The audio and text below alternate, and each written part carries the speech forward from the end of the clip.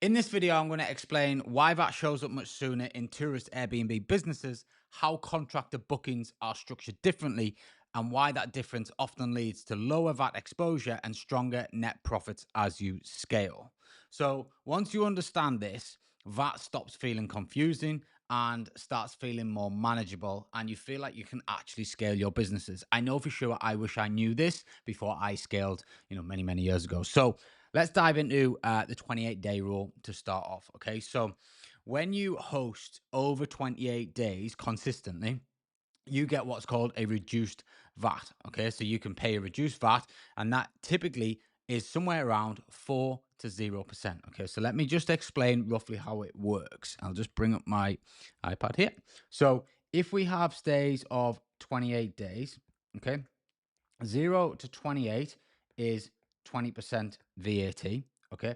And then 28 days plus depends on what you're offering. So if you offer no services, so you're not cleaning, you're not doing any linen changes, so on and so forth, it's 0% going forward. And if you offer services, then it is 4%. Okay. That is as straight as it gets and as easy as it gets. So hopefully already you've gone, 28-day plus stays. That's where I need to, be at, because obviously you want to scale your portfolio as much as you possibly can. But ultimately, in our business, unfortunately, there's not that much input VAT. We used to be able to use a thing called TOMS, the Tour Operators Margin Scheme, but obviously Sonder lost that case quite recently, and therefore that was abolished. So everyone is back to paying the full 20%. And as I said, there's not much input VAT. So yeah, okay, you might have linen costs, you might have some initial setup costs, furniture refurbishments, things like that, but they're kind of one off. Your linen VAT, possibly. Most cleaners are not VAT registered, most handymen are not VAT registered, so there's very little to input into the VAT to offset it. Now let me just show you exactly why the difference, should I say, between contractor VAT and operating a tourist model. So tourist model I see is, short stays, 2 to 3 days, maybe up to 10 days in holidays, things like that, but typically under that 28-day rule. So if we just work on, let's say, 150,000 turnover, okay? So you've got 150,000 turnover.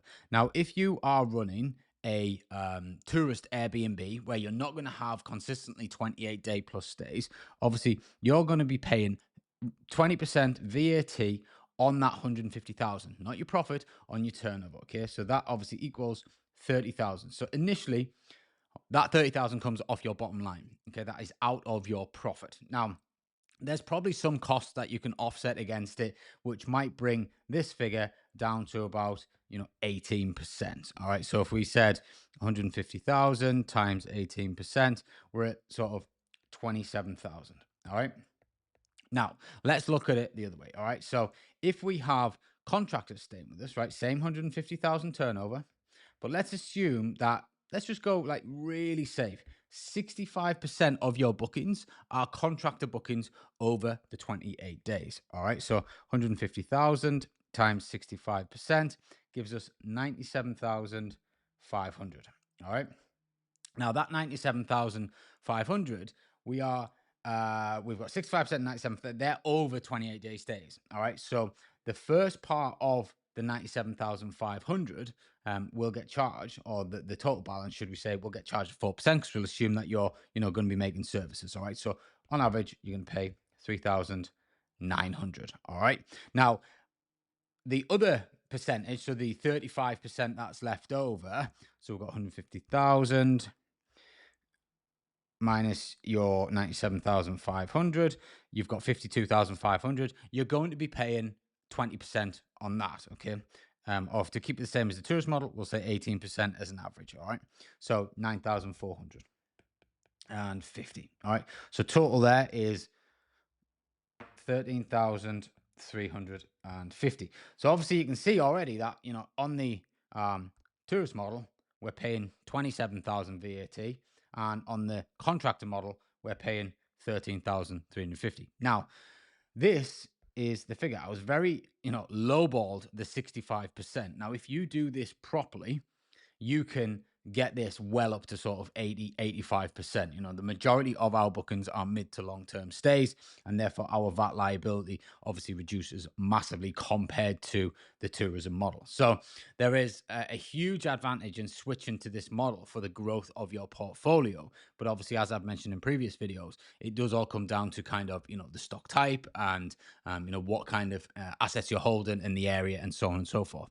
Now, a lot of people say, and I've had this argument with many people who don't understand the business. Is like, well, if you're renting to companies who are probably VAT registered, why can't you just add the VAT on? All right. And it's like, unfortunately, because we are in a business where we compete with hosts who don't have or aren't VAT registered because they're only small, everyone's listing their properties on the same channels, your Airbnbs, your booking.coms, all that sort of stuff. And what happens is, if we just go, oh well, we can just add 20% on because the contractors will they get to claim it back. It doesn't work like that. They work on a net nightly rate, so they pretty much want, in my area, it's somewhere between 30 and 35 pound per room per night. All right, that's the net figure.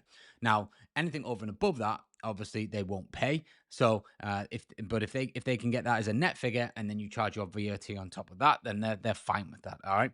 But you can't go, oh well, let's charge 36, 37, 38, and then add the VAT on top of that, because that just won't fly. At the end of the day, they're looking to save as much money as possible. Accommodation for them is not a luxury, it's a cost to their business. So they want it as cheap as they can possibly get it.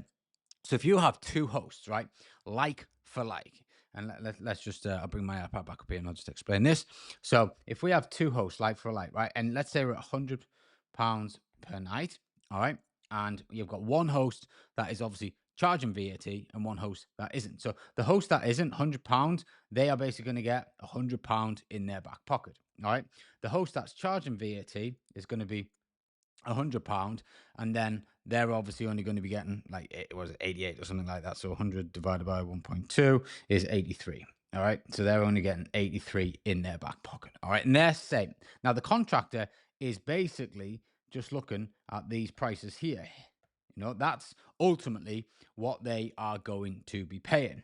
Now, on the 83 plus VAT, then obviously they get to claim back that difference, because the £17 there is the VAT. So the contractor gets to claim back the VAT.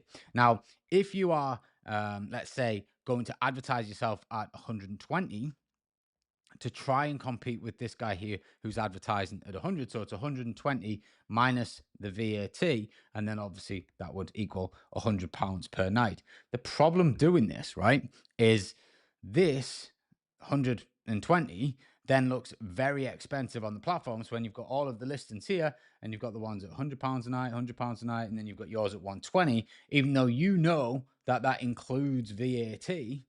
Yeah, they would just rather have the £100 here, and that's probably what they will go for. And with a bit of luck, they actually find someone who is £100 and VAT registered, and then having to swallow the VAT themselves, like this one here. So their net cost is actually only 83. Unfortunately, the way that we have to advertise and compete against hosts that aren't VAT registered means that you cannot just add the VAT on. You've got to be price competitive online, or you just won't get the booking in the first place. And this is one of the biggest things that I think most hosts miss out on. Now, don't get me wrong, if you are dealing with big companies, you can say, listen, that's our net that we need. And then obviously it's VAT on top, you can claim that back. And they might say, yeah, that's absolutely fine. All right. And that's part of a negotiation. But when you're listing online and you don't have the ability to have that conversation about VAT up front, and a lot of the booking platforms as well don't exactly display the VAT very correctly and things like that. So when the guest is booking, they literally are just looking at that total top line figure, and then from that they will make the booking. So we have to remain competitive at all times. So when you understand this, hopefully that is, stops being scary, and you can kind of start to think, okay, well, if I build the portfolio that way, I can see how I can, reduce my VAT margin down. So to give you an example, across my entire portfolio last year, the VAT payable, the net figure, was somewhere in around the sort of 7 to 8% mark. And that's because the majority of our bookings fell outside of the 28-day, also inside the 28-day rule. So therefore, we had long stays and they were, either 0 or 4% VAT, and that massively reduced the VAT bill down. So you can actually, when we were running Tom's, I think our figure was about 9.7% VAT that we paid.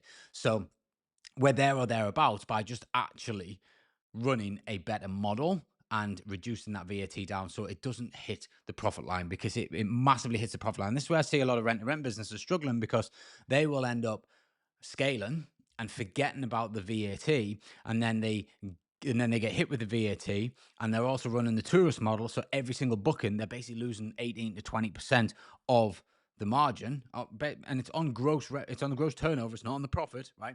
That comes straight off by the time you've then paid your, rent, by the time you paid your bills, by the time you paid all that stuff. The margins are so thin, and it makes that model very, very, very risky. So if you are scaling the rent-to-rent portfolio, you need to think about how you can strategically do it in the best possible way to obviously make sure that you can retain as much profit as you possibly can. Okay, so the real problem isn't the VAT itself. Like, it's the type of business that triggers it faster than most people realize. All right, so in this next video, I'm going to explain why scaling tourist Airbnbs breaks most hosts and why contractor models behave very differently as you grow.